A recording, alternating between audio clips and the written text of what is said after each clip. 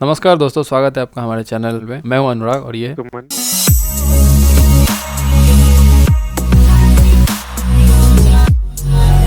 और आज हम आ गए एक नई वीडियो के रिएक्शन के साथ।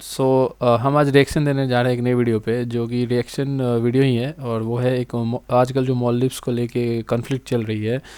देखते हैं कि सच्चाई क्या है। और हमें किसी ने सजेस्ट किया कि आरजे रौनक का वीडियो देखें, तो हम लोग उन्हीं का वीडियो देखने जा रहे हैं। देखते हैं उसमें क्या है, नहीं है, क्या सच है क्या नहीं है, कुछ अलग जानकारी देखने को भी शायद मिल सकती है। तो देखते हैं, फिर मिलते हैं आपसे। तो दोस्तों हुआ ये कि मोदी जी ने डुबकी तो लगाई थी लक्षद्वीप और डूब गया है मालदीव। इसीलिए तो हम कहते हैं जी वाह। मालदीव के 3 छपरी नेता तो भारत और मोदी जी को उल्टा सीधा बोलकर निपट गए, निकल गए। मगर उसके बाद जो सरकार ने मालदीव की आबादी और 10 लाख हिंदुस्तानी अब तक #बॉयकॉट मालदीव ट्रेंड करवा चुके हैं।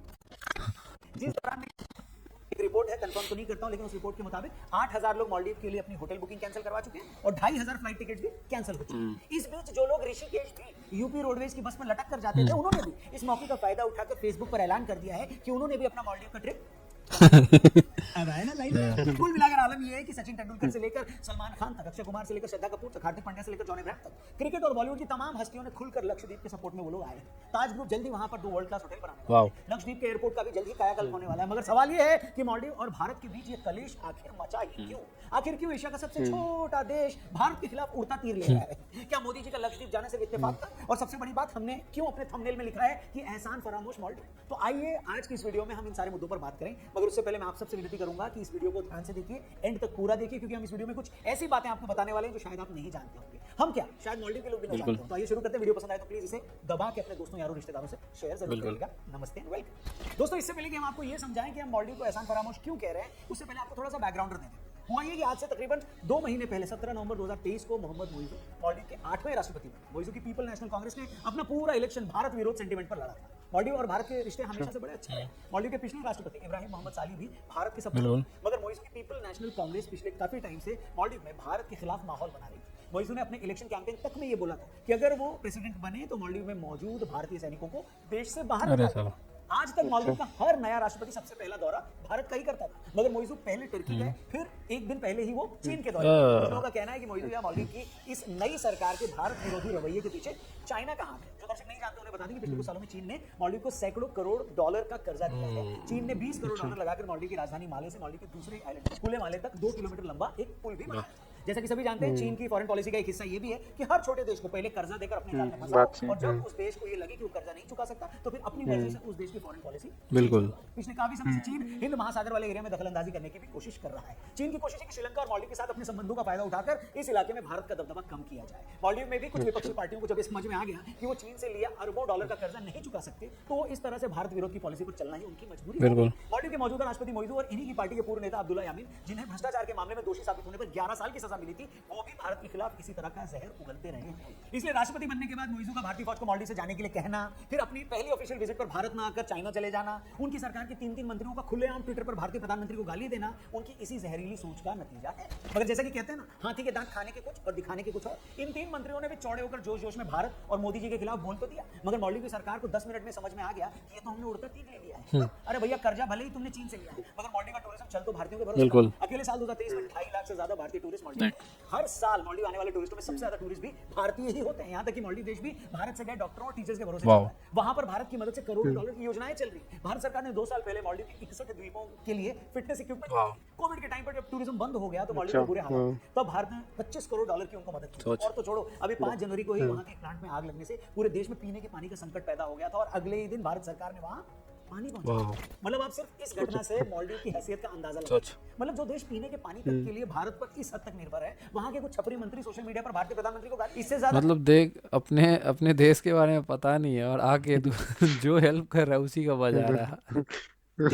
अजब है, अजब। क्या बोले, वो भी उसका प्राइम मिनिस्टर बोल रहा आगे और देखते हैं। कम अकली कुछ और हो सकती है क्या?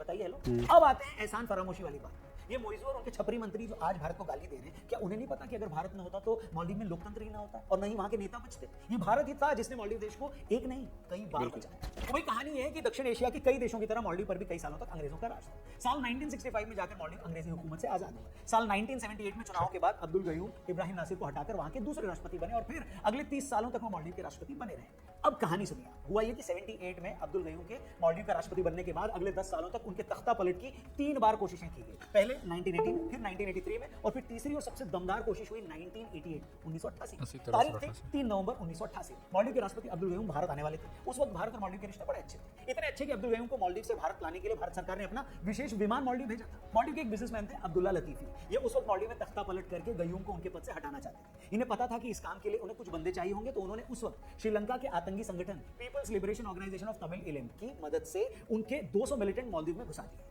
ये लोग बस इस इंतजार में बैठे थे कि इधर गयूम भारत जाएं और वो लोग पीछे से राष्ट्रपति भवन पर कब्जा करें। तो हुआ ये कि जिस दिन गयूम को भारत जाना था, तभी भारत सरकार ने संदेश भिजवाया कि आज हमारे प्रधानमंत्री को किसी काम से कहीं जाना पड़ रहा है, आप कल आ जाएं। जिसके बाद गयूम वापस राष्ट्रपति भवन आ गए। मगर अब्दुल्ला लतीफी के आतंकियों ने कब्जा करने का अपना प्लान नहीं बदला और मालदीव के रेडियो स्टेशन, टीवी स्टेशन, वहां की सरकारी बिल्डिंगों और एयरपोर्ट पर कब्जा कर लिया। राष्ट्रपति को अपनी जान बचाकर एक सेफ हाउस में छिपना पड़ा।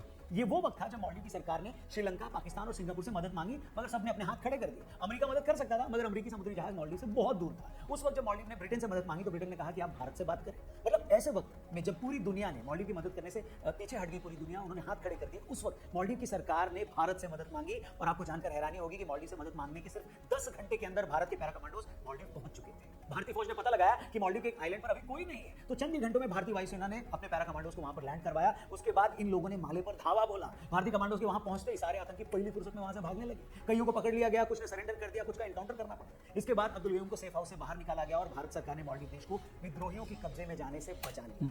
भाई मतलब कितना अच्छा बात है, देख कि सुन के कितना प्राउड फील होता है कि जहाँ पे कोई देश किसी का साथ नहीं देता है ऐसे सिचुएशन में, तो एकलौता है भारत है, हमेशा खड़ा रहता है। हाँ, अब और उस मोस्टली वही तो खड़ा रहता ही, और सोच लेकिन उस टाइम और में हाँ फिर वही वही मिलता है अपने को। अपने नहीं जो मिलता ठीक है, बट हम लोगों का तो यही है ना हम्म, इतिहास की, जो भी कोई हेल्प मांगे तो मदद तो करनी चाहिए। मदद वही करते हैं। बात है, वही से हम लोग करते आए हैं, करते रहते हैं। हम्म, बट कैसा कैसा देश है देख मतलब निकल जाता है इन लोग का, तो फिर देखते हाँ आगे और देख। हाँ वो 1988 का साल था। भारतीय सेना के उस ऑपरेशन को ऑपरेशन कैक्टस के नाम से जाना जाता है, इंटरनेट पे मिलेगा, आप पढ़ लीजिएगा। गयूम इसके बाद 20 साल तक मालदीव के राष्ट्रपति रहे। गयूम और उनके बाद के हर राष्ट्रपति ने हमेशा इस बात को याद रखा कि सिर्फ भारतीय आर्मी की, हमारी सेना की मदद की वजह से ही उनका देश बचा रहा। और ऐसा नहीं कि आज मालदीव में ये बात लोग नहीं समझते या नहीं मानते। अगर मालदीव के कुछ नेताओं की बेवकूफियों को साइड कर दिया जाए तो आज वहां के बहुत सारे सांसद, वहां का मीडिया और बुद्धिजीवी वर्ग भी इस बात को मानता है और समझता है कि मालदीव के लिए भारत के क्या मायने हैं।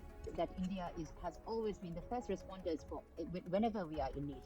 We've been dependent on India for economic relations, social relations, health, education, trade, tourism, etc., etc. And the Maldivian people are very grateful for this and very aware of this. दोस्तों एक बात मैं अपने वीडियोस में कई बार दोहराता हूं और आज फिर से दोहराना पड़ रहा है कि उस देश या उस कौम से ज्यादा बदनसीब और कोई हो ही नहीं सकता जिसे ये पता ही नहीं है कि उसका अतीत क्या है, उसकी जड़ें कहाँ हैं और उसका रिश्ता किससे। जब बांग्लादेश के कुछ क्रिकेट फैंस भारत की वर्ल्ड कप हार पर बांग्ला भाषा में भारत को गाली देते हैं तो हमें उन्हें उनकी पहचान बतानी पड़ती है। पाकिस्तान के लोग अपनी भारतीय पहचान को झुटलाकर जब दिन रात भारत को गाली देते हैं और खुद को अरब मानते हैं तो हमें उन्हें उनका अतीत बताना पड़ता है। और मालदीव के कुछ कट्टर इस्लामिक नेता जो आज भारत को गाली दे रहे हैं तो हमें भी उन्हें बताना पड़ रहा है फिर से कि भैया अपना थोड़ा सा अतीत जान लो कि कहाँ से बचे हो, किस आरजे भैया तो पूरा धागा खोल दिया भाई, बजा दिया बढ़िया से। बचाया। मालदीव का 1000 सालों का बौद्ध इतिहास और उससे पहले का हिंदू इतिहास छोड़िए भैया, मालदीव शब्द तो खुद संस्कृत भाषा के माला और द्वीप से बना हुआ है, जिसका मतलब होता है द्वीपों की माला, यानी गार्लैंड ऑफ आइलैंड्स। और ये मैं या कोई और भारतीय नहीं बल्कि कोलंबी कॉलेज में इकोनॉमिक्स के प्रोफेसर है जॉन हॉगनडॉन ने कहा है कि मालदीव शब्द संस्कृत के माला द्वीप शब्द से बना है, जिसका मतलब होता है गार्लैंड ऑफ आइलैंड्स, और वैदिक समय से इसका यही नाम है। और छोड़िए, मालदीव के लोगों को द्वीपहीन कहा जाता है, जो कि द्वीप या द्वीप से बना है, और ये द्वीप भी संस्कृत के द्वीप से निकला है। और एक आखिरी सच, 17वीं शताब्दी में छपी किताब अल्लामा शिहाब अल-दीन के मुताबिक मालदीव क्षेत्र में आकर बसने वाले लोग पहले भारत के कालीबंगा से थे। और बहुत से इतिहासकार भी ये मानते हैं कि मालदीव में बसने वाला पहला शख्स भारत के गुजरात से था। तो भाई लोगों, ये है मालदीव की असली पहचान, जिसका नाम भी भारतीय भाषा से निकला है, जिसके पूर्वज भी भारतीय थे, जिसका हजारों सालों का अतीत भी बौद्ध और हिंदू धर्म का रहा है। इस मालदीव के कुछ नासमझ लोग अपनी अज्ञानता और कट्टर सोच की वजह से इस हजारों सालों के संबंध और पहचान को कलंकित कर रहे हैं। और जैसा कि मैंने कहा, ये समस्या सिर्फ मालदीव की नहीं है, यही प्रॉब्लम बांग्लादेश की भी है, पाकिस्तान की भी है। एक तरफ दुनिया आज भारतीय संस्कृति और परंपरा की दीवानी हो रही है, और जो लोग सच में इस परंपरा से आते हैं वो ही अपनी अज्ञानता और मजहबी कट्टरता की वजह से इसके सबसे बड़े दुश्मन बन बैठे। और जैसा कि कहते हैं, कोई भी इंसान तब तक ये तय नहीं कर सकता कि उसे जाना कहाँ है जब तक उसे ये ना पता हो कि वो आया कहाँ से। शायद इसके बाद और कुछ कहने की जरूरत नहीं। और हाँ, एक आखिरी बात, जिस मालदीव और लक्षद्वीप की आज तुलना हो रही है, उस लक्षद्वीप का नाम भी संस्कृत के लक्सा और द्वीप शब्द से बना है, जिसका मतलब होता है 100,000 आइलैंड। मतलब मालदीव और लक्षद्वीप भले अलग अलग हो, मगर दोनों के नाम का जन्म संस्कृत भाषा से ही हुआ है। उम्मीद करते हैं इस सब्जेक्ट पर बनाई हमारी वीडियो आपको अच्छी लगी हो, पसंद आई हो तो प्लीज इसे और भी लोगों तक पहुंचाइएगा, जरूर शेयर करिएगा। आपका हर एक शेयर हमारे लिए इंपॉर्टेंट है। जाने से पहले वीडियो को भी जरूर लाइक करिएगा। और तो दोस्तों, हमने वीडियो देखा और हमें बहुत सारी चीज़ों का मालूम पड़ा कि कैसे मालदीव्स का हिस्ट्री है इंडिया के साथ, कितने टाइम पे इंडिया ने मदद किया है मालदीव्स को, और हमेशा ही मदद करते आया है। जैसे कि आज रौनक से पता लगा, जब भी उसको जरूरत पड़ी है इंडिया सबसे पहले फ्रंट में आया है। बट हर समय इंडिया ने मालदीव्स का मदद किया है। लेकिन कुछ टाइम से ऐसा लग रहा है कि जब से ये नए प्राइम मिनिस्टर आए वहाँ पे, तो वो एंटी इंडिया के हर समय स्लोगन देते आए हैं।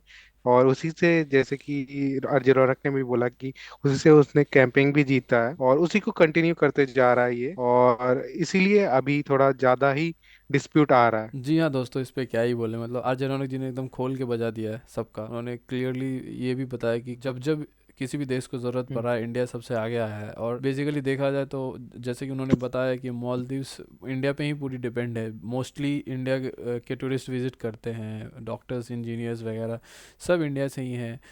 उनका अगर हिस्ट्री भी उठा के देखो तो इंडिया हमेशा से उनका मदद किया है हर चीज़ों में। इवन अभी कुछ दिन पहले तक जो पानी वाला बात बोले कि उनको पीने के लिए भी पानी इंडिया ने ही भेजा था। सो इतना चीज़ होने के बाद, और फिर वहाँ पे वही बात है जो उन्होंने कहा कि चाइना पहले छोटे देशों को पैसा हम्म। देता है, देन वो अगर नहीं चुका पाते तो वो अपना मनमानी करता है। तो कहीं ना कहीं वही बात है जो, अगर आप चाइना से सपोर्ट लिए हैं तो फिर चाइना तो इंडिया का हमेशा से अगेंस्ट ही है। तो अब जब चाइना का सपोर्ट लेंगे तो इंडिया के बारे में तो बोलना ही पड़ेगा। तो और कुछ लोग ऐसे भी है जिन्हें अपना हिस्ट्री नहीं पता है, तो उन्होंने ना जाना ना समझा कुछ और ये सब हम्म। कमेंट कर डाला है। तो सही बात है, उड़ता हुआ तीर लोगे तो फिर यही होगा। बाकी और क्या ही बोले। तो दोस्तों, आज का वीडियो हम लोग यहीं पे खत्म करते हैं। तो आपको कैसा लगा हमारा वीडियो, प्लीज हमें कमेंट्स में बताइए, और चैनल को प्लीज सब्सक्राइब कीजिए ताकि हम लोग इसी तरह से अनोखी टॉपिक्स पे आपको वीडियो देते रहें। और तब तक के लिए अपना ख्याल रखें, मुस्कुराते रहिए, और हमें ऐसे ही सपोर्ट करते रहिए। जय हिंद। जय हिंद।